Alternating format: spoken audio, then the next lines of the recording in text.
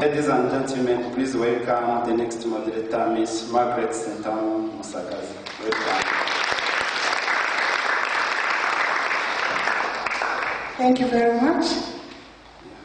So yeah, you have other panelists. I can call them to come. On front is Anita, Sempa, the Foundation for Sustainable Development. Another one, Agora Florence, Wanyango, Invisible Children, and Mugambe Hussein, Advocacy Through Film and Screening Uganda, George Branch, B2 Communications Limited.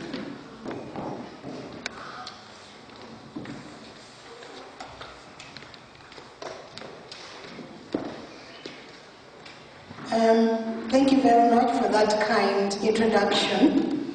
And ladies and gentlemen, I would like to welcome you to this panel, which is going to deal with that important topic called the media, how important it is in our work that we do, and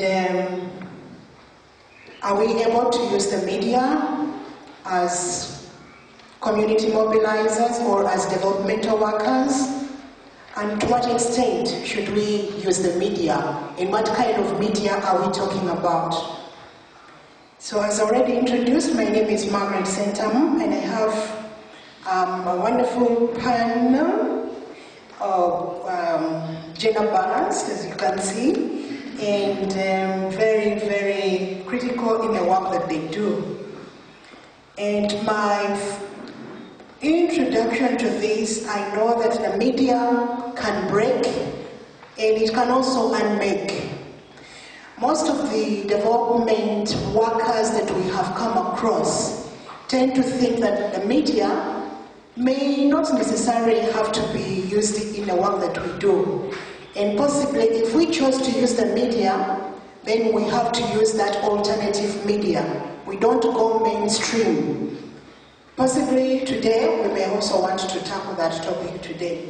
So I want us to first have give an opportunity to each one of these ladies and gentlemen to tell to us what kind of media they use in the work that they do, and how do they use it to promote their work. I'd like to start with the gentleman from the other side, Gregory from B2 Communications, and I'll give you just 2 minutes. Thank you. Thank you, as she said. My name is Gregory Branch. I have a media production company here in Uganda called B Squared Communications. But I'm also here, I have string report for CNN. I've been here for about 5 years, and I also report for Global Post, which is an online international news organization. So I would say I use pretty much all the major forms of media. I do radio, television, internet, and print. Global Post allows me to do a little bit of both. That's a little bit about me. I have a long resume. I've been in the business since 1991. I moved to Uganda by choice, not by assignment. I've been covering Africa for quite some time. And it's difficult as a journalist in the US, I'm from New York originally, to swoop into a country, cover a story, try and make sense of it, and then broadcast that story back to my home audience, which is something I'm sure we'll talk about. This audience specification is very important. I just found it's easier if I lived within the culture and I could better understand what I'm reporting and who I'm reporting on and what I'm talking about. So that's a little bit about me. Thank you, Anita. The work that you do and what kind of media that you use to promote that work. Thank you so much, Margaret. As I was introduced, I'm Anita Mago Sempa, and I'm the Program Director of Foundation for Sustainable Development, which is based in Masagazi. Actually, ours is an international organization with its headquarters in the US, and it was founded in 1995. I need to give a little bit of background on this organization and its founder. It was founded by a student like you, most of you here, and it was about seeing how development was being done. And she thought that a lot of funds were being wasted on running costs, but not being effectively used on the projects. So she decided that she formed Foundation for Sustainable Development as an organization which won't be like most of the funding organizations. So ours is working through students, who we usually and fondly refer to as interns. And these interns are given a seed grant, which is so small compared to what you'd expect from big organizations. This is about $200 to $300.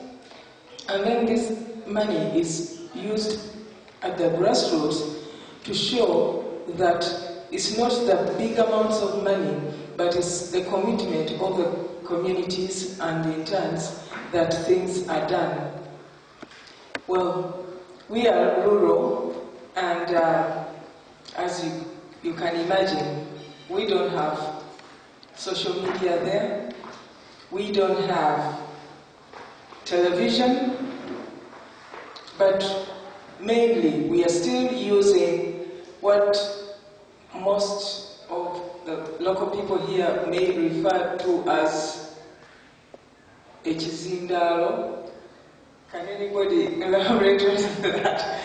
Okay, this is somebody goes around with a megaphone on a bicycle and passes information around to the people.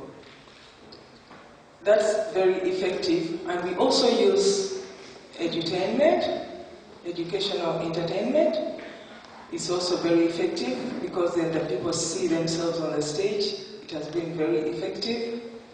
But, well, we also come to town sometimes, and we also network with people like most of you who use the social media. So ours is a concoction of types of media. We use the traditional, we also use the drums. It's a melange, and it has worked well for us. When we are dealing with our partners, like most of you here, other NGOs, we use the social media, and then when we are dealing with our communities on the grassroots level, we tend to use the other methods that I mentioned. The only electronic media that we can get effectively there, if at all, is the radio. And then this is also very selective because most of the stations won't reach the areas that we work with. I think that's a bit of a background. Thank you, Anita. And now we're going to go to Florence, Invisible Children. You've been in the mainstream media, you've been in the social media. Please tell us how you managed to get there. Well, as I've been introduced, my name is Florence Ogola, and I work with Invisible Children. And Invisible Children is an organization that focuses on ending the NRA war.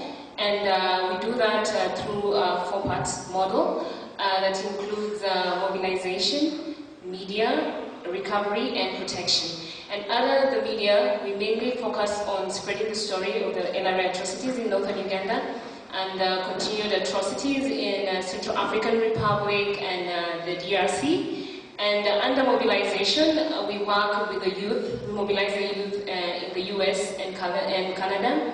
And through these groups, we're able to push for legislation, and we also push for action to end the atrocities committed by the NRA, the continued atrocities in Central Africa and the DRC. And under recovery, we work in northern Uganda, where we're doing various programs to rebuild the ravaged northern Uganda, since the war's been there for over a decade. But now that it's moved to other regions, we're looking at recovery and how can the communities move away from that. And in Congo, we also work in protection areas. That means we send messages and talk to the people that are still in the NRA to come out of the bush and defect and come back to the community. So many of the forms of media that we use, being a media-based organization, we started with a simple film, and that was in 2003. And that was 3 young Americans came to Uganda, and they wanted to film what was going on in Sudan, and then they came to northern Uganda and actually found their story there. So that's how Invisible Children came into place. So we really value the media, because once they shot the first film, which was called Rough Cut, and they went back to the US and shared the story and showed the DVD to their friends, everyone was like, what can we do to help these people? So we really value the media. And so we work with radios when it comes to protection, like in Central African Republic, to sensitize the community, to accept the people who are defecting. We also work with radio in northern Uganda. We work with social media. That's where we share our films, and that's through Facebook, Twitter, and we use many forms of the media, I think. Now, Mr. Ngambe, you work with an advocacy organization. Please tell us what kind of media you use to advance the advocacy of the work that you do. Thank you, Madam. My name is Ngambe Keose. I'm working with AFSU. AFSU is a local organization here in advocacy. We use videos. When you use video, it's easy to share, it's easy to pass the message to the right people. When it comes to this forum, we met Alisa because of the video we use. When Alisa learned to our video on internet, it decided to communicate to us to see what we are doing. Today, I'm very glad to see that I've met here different people. My colleague there, Mark, with the same idea. One of my fellow panelists with the same idea. When I talk to other people, they say yes. Video, because I don't think when Alisa went back to America today, she can say, we have been with 2,000 people in the forum. Because of the video. What the video capture, you shoot, that's what they show. We found that people, they used to put down a lot of notes when they know that nobody can read 100 pages. When you send a document to Madame Margaret will just read 2 or 3 pages you put aside. But when you send a video for 15 minutes to Madame Margaret, you manage to watch that video and come to know what you are telling to see, or what's cause. And Madame Margaret will send back a feedback and say, I'm interested, we're going to support this cause. That's why we encourage most of our partners to use video instead of going to documentation.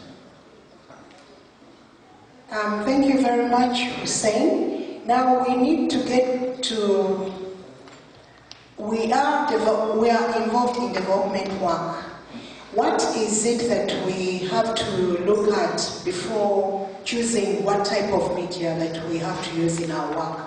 I know that Hussein has already gotten into that area, that video, it is visual, I don't know what, anybody can say it and whatever. But I wanted to first ask Florence, why did you choose social media, for example, and what uniqueness does it have? Well, our choice for social media is mainly because we shoot films. Social media is a platform that you can easily share.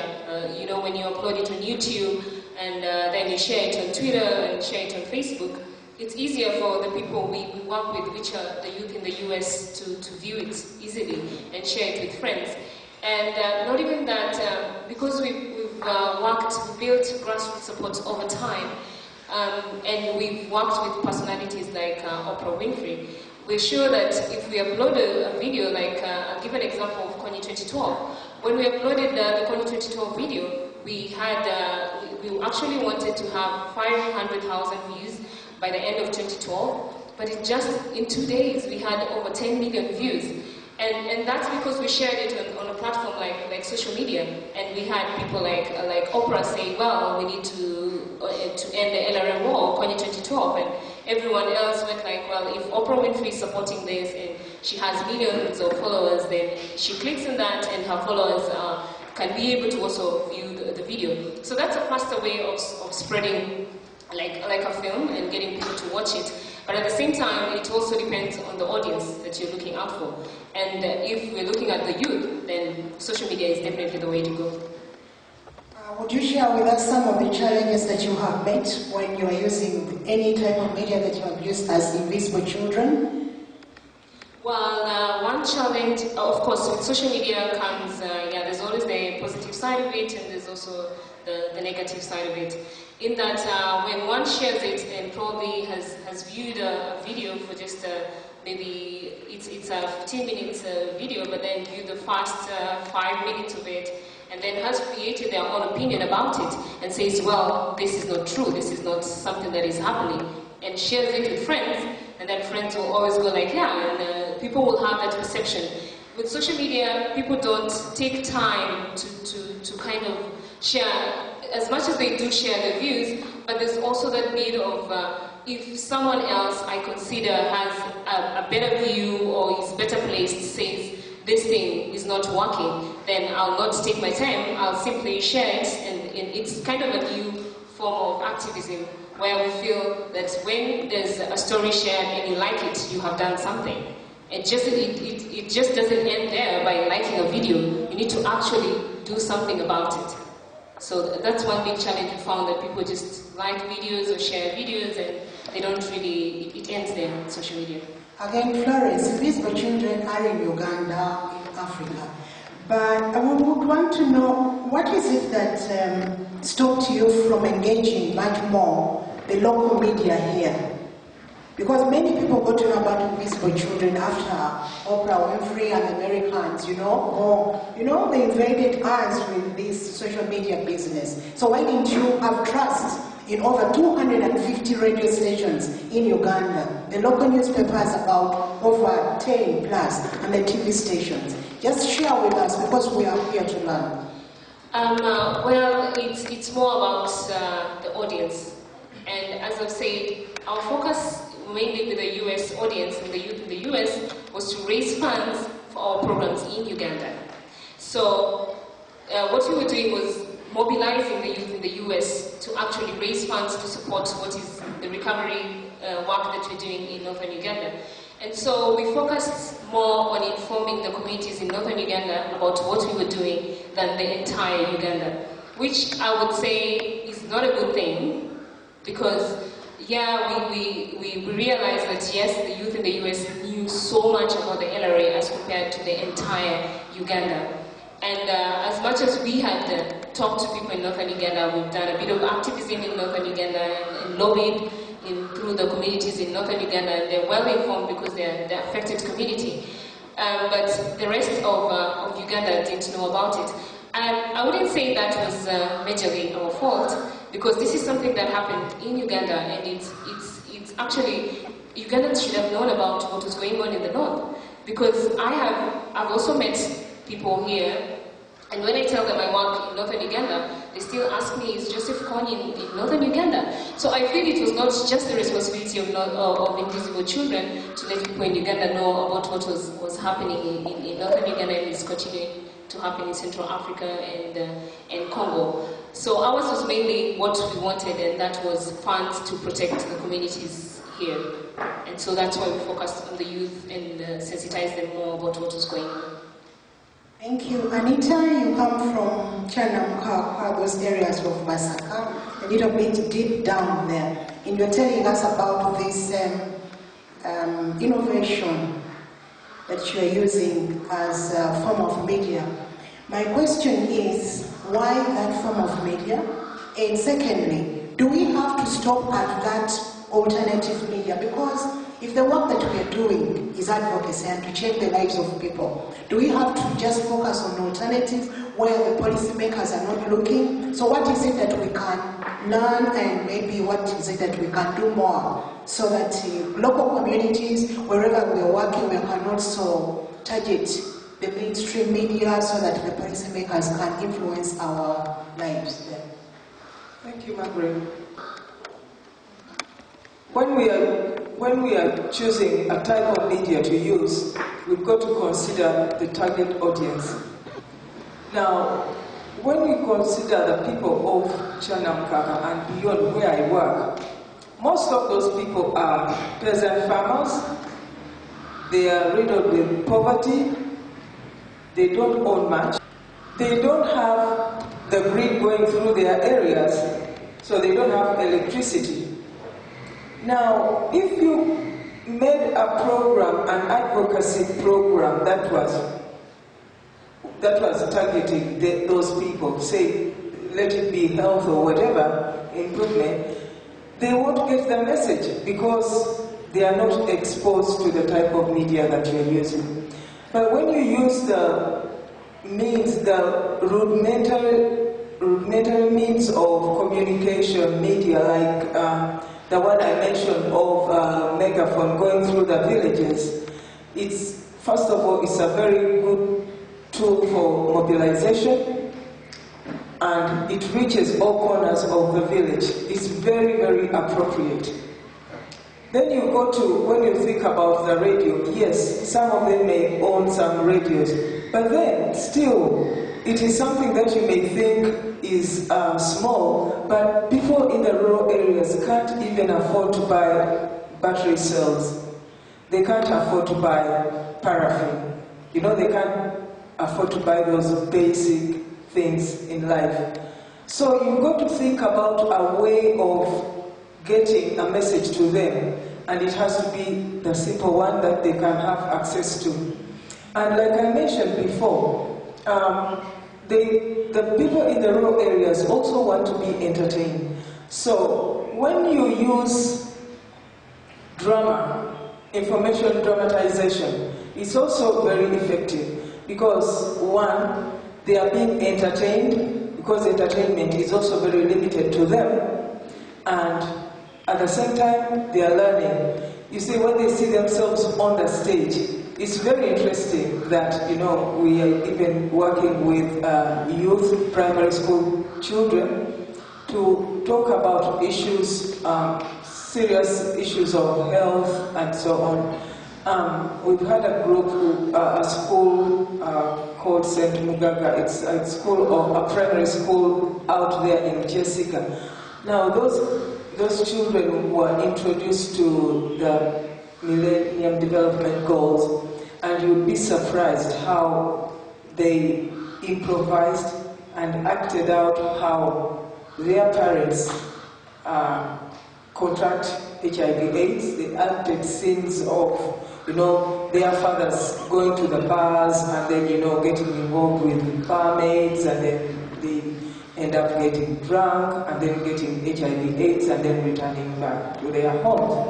And then another one was able to act, another group was able to act how poor people are sidelined. They acted a scene of going to a clinic, and then the poor ones are lining up, and then there comes a well-to-do lady and who didn't have to line up, and then, you know, she just went at the top of the queue. So even with children, you see, they are able to project what happens in the society. So if you're using them, that's a form of, you know, passing across information. And like I said, on one side, when we're working with our communities, that's what it is. But then we have to remember that we're also working with, appropriately, working with other government offices and other partners, where we have to use other forms of media. I think I better stop there now.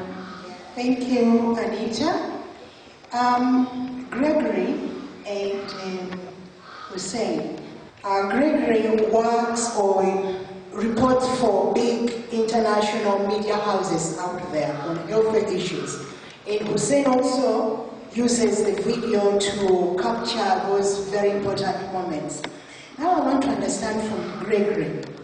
You're talking about health issues. What are these tactics that you use to ensure that the local communities, the vulnerable groups, the vulnerable members of society can give you their time and they readily give you that information?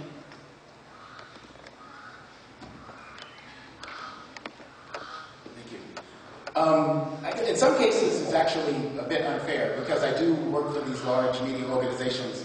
When I come into town and I say I'm doing a story for CNN, people generally want to talk because they want to be on CNN. So it's not as difficult in some cases as it might be for others.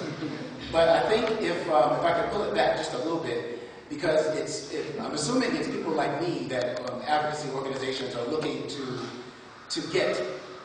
help them tell their stories. So I think the best advice that I can give you is, what am I looking for if you are having an organization like Invisible Children or any of these other organizations? What would you be able to do to get me to cover your story and give you that large platform that you want? And I can also address the local issues too. First and foremost, one of the universal things about media is that people engage media because they want to hear a story. And in many cases, it's great to have the facts and the figures, particularly when it comes to healthcare, because healthcare, for lack of a better way of saying it, is pretty boring to most people. People don't want to think about their own mortality. They don't want to think about being sick or dying, or people that they know being sick or dying. So they generally tend not to pay a lot of attention to health reporting, and I have a hard time getting those stories on the air. But if you could give me a story, a poignant story about an individual that I can relate to, and that my viewers, regardless of where they are, be they in New York, or Kampala, or Beijing, we can all relate to a human story. And if what you're telling me, for instance, with Invisible Children, that was the story of a young man part of it was the story of a young man who was affected by Coney's War. What got everybody interested was his story. We couldn't think about the larger issue of who's Coney and where's Uganda and what this war is about. But we could relate to this young man because everybody has a young person in their family who would think and act and talk like that particular individual.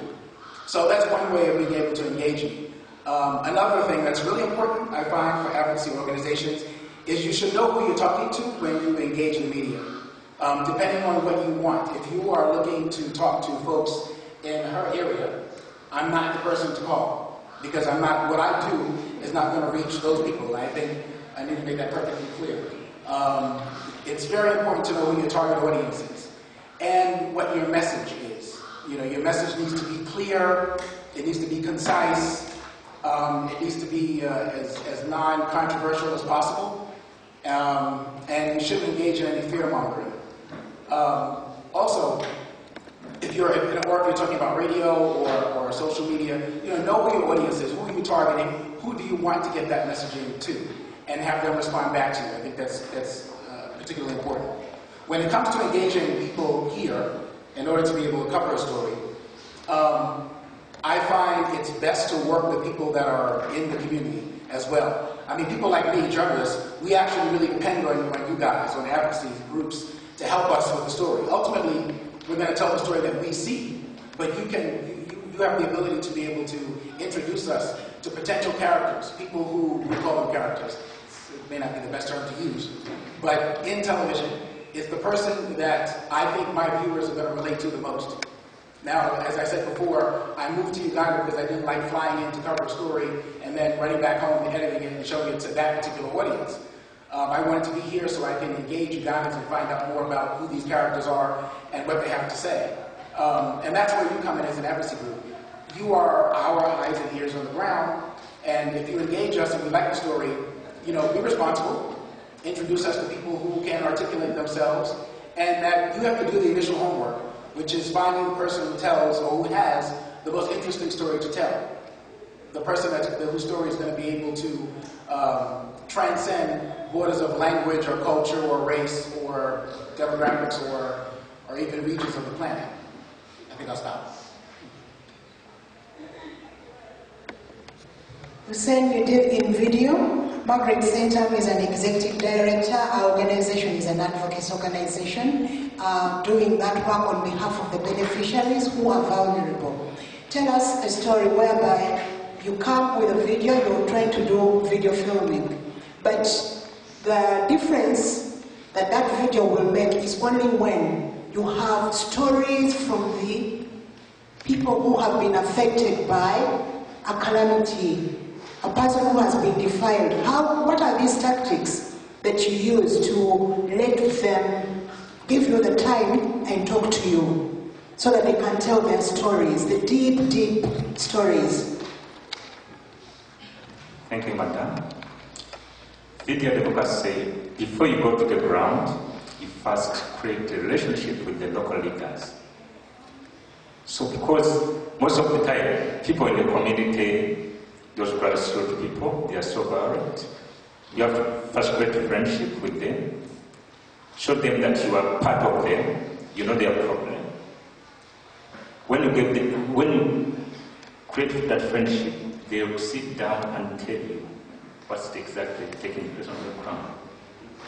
So, before you take that story, you have to first get to know, is it right or it's not right? Because you may present or upload a video with false story. That means the organization will get a negative image from the international and the national level. So,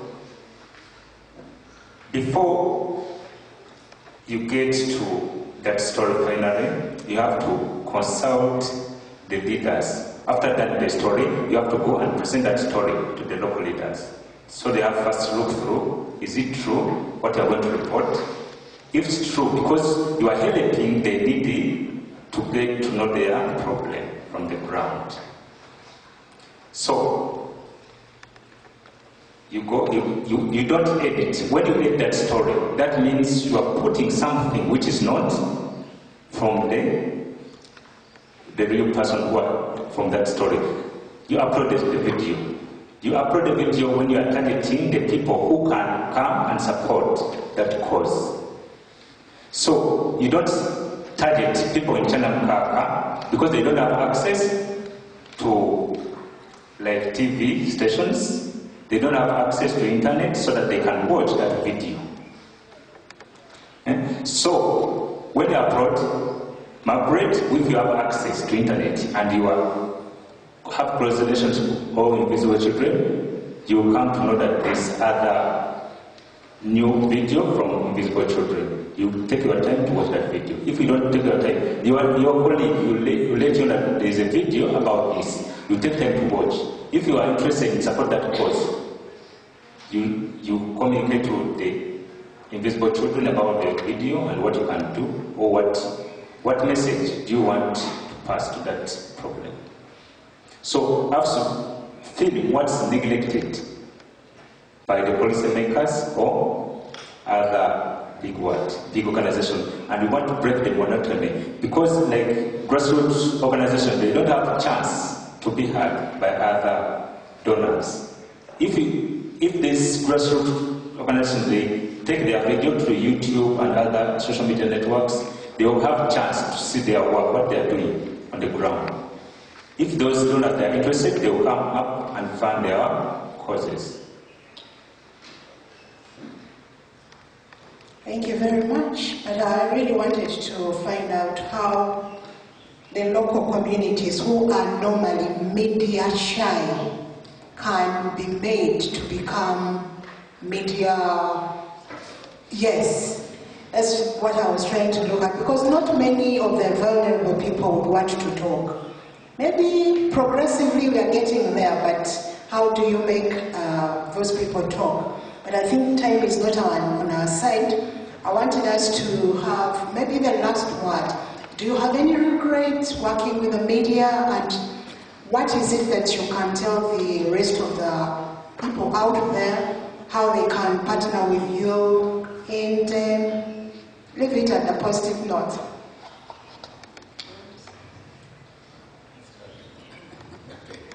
With regard, well, just to touch a little bit on your concern about how do you get average people to want to engage in the media, I'll speak to that very briefly, and then we can engage that more after. I think that's anywhere. It's not just in Uganda, it's everywhere around the world. And people that are in pain generally don't want to talk about being in pain. And I think something that Hussein said is very important, and it's about becoming credible to the person whose story you're telling. And in many cases, that means you have to spend time with an individual. It's about trust, and you have to develop a relationship with that person so that they can trust you, because as Hussein said, they may not be able to see what you do with their story. So they're trusting that you'll do right by them, that you'll actually give them a voice. And so a lot of it is just being honest as to what you're looking for in what you're reporting, and being upfront about what your abilities are and what they're not, and preparing somebody for the inevitable backlash of what media can do. Well, working with me, you can find me. I have a website. It's my name, GregoryBranch.com. I actually do media training for organizations here in Uganda, both governmental and non-governmental. I've done several of them. Part of my work is also helping to make people media savvy. People who are afraid to talk to camera or afraid to be on the radio, I help to train them so that they can do so. And we help to craft messages and also make sure that message gets out there. So that's the easiest way to reach me. We can work together with any organization in information dramatization, because we've become very good at that, and it's very effective with the grassroots level of communities. So if you're in for information dramatization, please, we are here to work with you. And please, like my colleague here said, you've got to find the appropriate media for the information that you want to put across, because some of the information you may want to appear on CNN, yet your information is just good for radio or local television. Thank you. Yeah, well, any regrets working with the media? No, because I feel media has a lot of power to change things in the world, and it also has the power to empower people, and it also has that power to connect people, because it's through stories that you get to connect people from one part of the world to the other part of the world. So I don't regret working with the media at all. And then when it comes to issues of partnering, well, Invisible Children, when it comes to issues of partnering, we only work in areas of maybe protection, and we partner with organizations that are on ground working with the NRA, like people who've been affected by the NRA. But we also do a bit of training on how you can shoot a film and make sure that you have a film that is compelling and can push people to want to do something about it. So if somebody wants to connect with Invisible Children, then yeah, you can probably get in touch with me, or you can visit our website on www.invisiblechildren.com. Same. What lives have you impacted on through your video work throughout these years, and how can the rest of the people partner with you? So far we have a lot of impacts we have done since we came into existence. Like, we have helped so many people to create their own jobs, whereby we used to tell our local people that don't expect any donor or funder to come and dump the money into your project. You are the first person to fund your own project, instead of waiting for somebody from USA to come and start funding your own project. So we train the local community to start doing small things with material they have access to. Like, you have women at Kome Island, they're doing paper beads. They go to Nassau Road. I think most of Uganda, they know Nassau Road. There's a lot of wasted papers. They turn into those wasted paper into paper beads. I see Madrid, where's Madrid? have an example of that paper fix. Margaret? Yeah, they are doing that one. So whenever they sell that thing, they receive income and they boost their income. So another thing, when we go to the community, we usually tell them AFSU doesn't support any other partner. But what we do, we come together and do the project. I used to tell people that, for example, everybody can clap.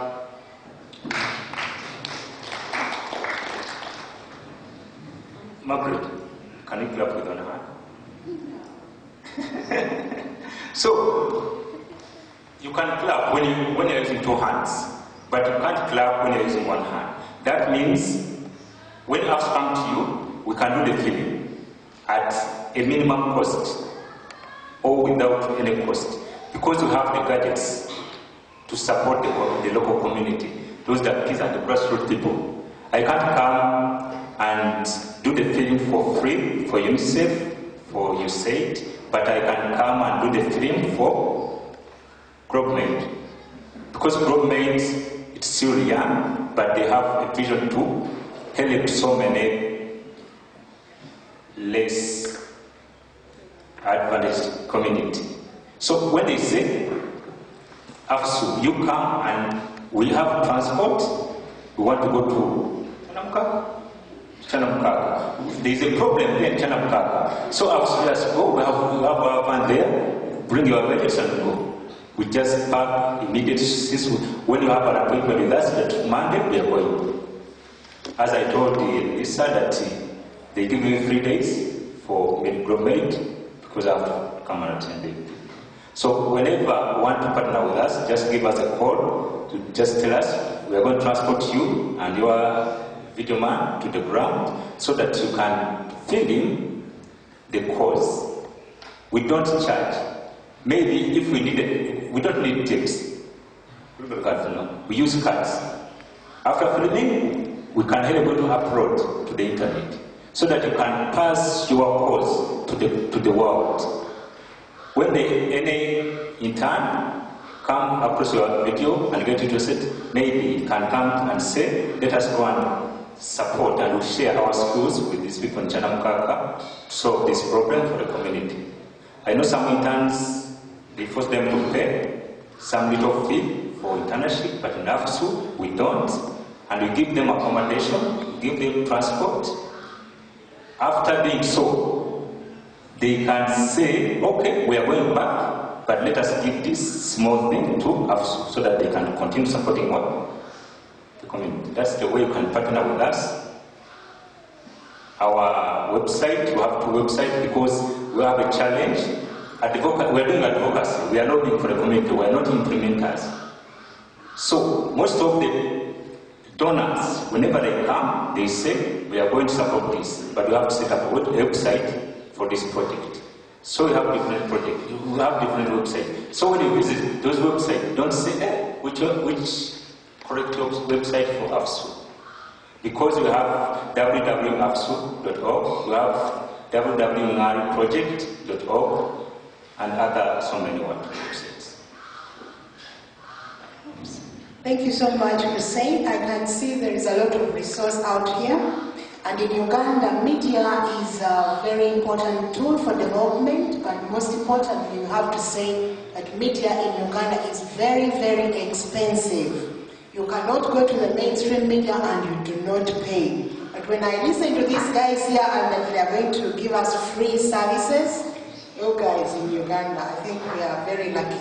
So I think at this point, maybe we can give like 10 minutes for some questions from the colleagues out there. Yeah, thank you.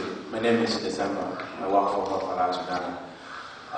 I just have one concern that I need to put forward, especially to the gentleman on my right side. We have seen in most of the autocratic communities where democracy is little practice. Media has been always a center of conflict. You find that media has helped cause even trouble. For instance, in 1994 in Rwanda, you remember the Rwanda genocide. Media participated critically well. Two, in Uganda, for instance, in the last couple of months, we have had houses for media closed. I was wondering how CNN has been surviving this. How did you survive? Are you pro one side of, I don't want to go to politics. I'm trying to look at how have you been surviving? You have been in so many countries, Afghanistan, even in South Africa where apartheid was, but you didn't face challenges, unlike the local media. Two, how have you worked to ensure that you help the upcoming media houses so that they don't face those kind of difficulties? I can't speak for CNN specifically as to how, but I can tell you this. It depends on what story I pitch, how passionate I am about that story, and how much influence I have with my editor as to whether or not the story will actually appear. With regards to the closing of media houses in Uganda, because I am an international journalist and I have a different passport, the regulations that I have are a little bit different. If my reporting is not appreciated by the country that I'm residing in, my work visa can be revoked. It doesn't mean that I'm going to do something that is in line with any particular government or non-government agency, but I generally stand behind the fact that I'm reporting the facts. And if the facts are not disputable, then I don't have any fear. It's just best to be truthful and to be honest.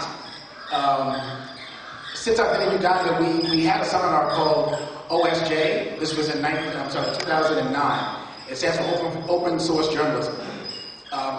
If there's a little bit of time, I'll tell you a quick story. I was covering we talked a bit about LGBT issues earlier. I was covering the anti-homosexuality bill here in Uganda. And I interviewed some Ugandan homosexuals for, not for CNN, this was for Global Post. And there was a bit of a discussion between myself and the editors as to how I would send the material back to the States so it could be edited. I didn't want to send the material out before it had been changed in some way to hide the faces of the people that I was interviewing, because obviously if they would be outed by me, which means people could attack them. There could be reprisals. To make a long story short, I ended up having to send the tapes, I was using tape at the time, the raw footage with the faces being shown to Kenya, and it was supposed to be edited in Kenya and then sent to the US for air. Unfortunately, after about a week, I didn't hear anything from my colleague in Kenya as to whether or not the tapes were received. I sent them via DHL. I went back to DHL to find out what happened to my tapes. And within 3 days, I found out the tapes had been confiscated by the Kenyan government. At least that's what DHL said. So I panicked, because as a journalist, I promised these young people that I would keep them safe in exchange for their story to me.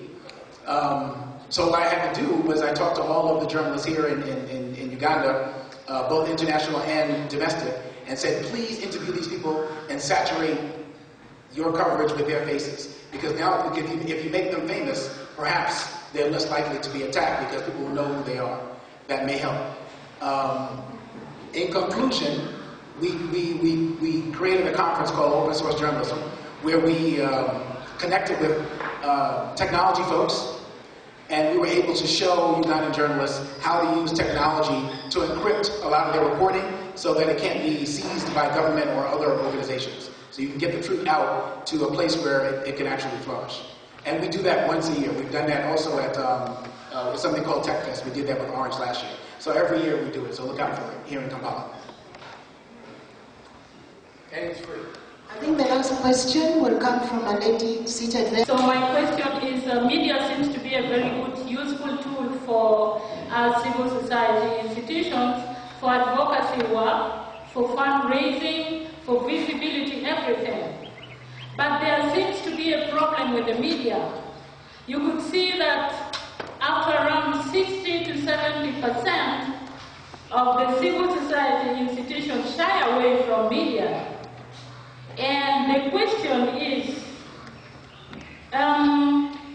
what would be the problem with the information that comes out of the media? Because there seems to be a difference in terms of real information and then what is given out. Where is the problem? How do we build confidence in media? Is it the problem with the source of the information from the institution or the person working with the community? One short example, I attended one training and then I was told, please think like a journalist. I was told to think like a journalist each time. But I'm a program manager, I can't think like a journalist. So I need to employ a journalist services to do my work. But the problem is, I know that the journalists, the messages that the journalists will pass out is different from my message. So this is the question. Yeah. Just very quickly, all information is subjective, meaning that if I tell you something, I'm speaking now to this crowd, and everybody's going to interpret what I say, even though we're speaking the same language, in a different way, because you bring your personality and your experiences to what it is I'm saying. So that's sort of one way of helping to explain the fact that different people hear different things. It's just the nature of humanity. We're going to hear what we want to hear. One of the things I'll say about what it sounds like you're saying is sort of erroneous reporting or something that doesn't match with what you told the media. The media, people that work within the media work on a deadline, and this is an issue that's come up before, particularly like, let's say, the Ministry of Health.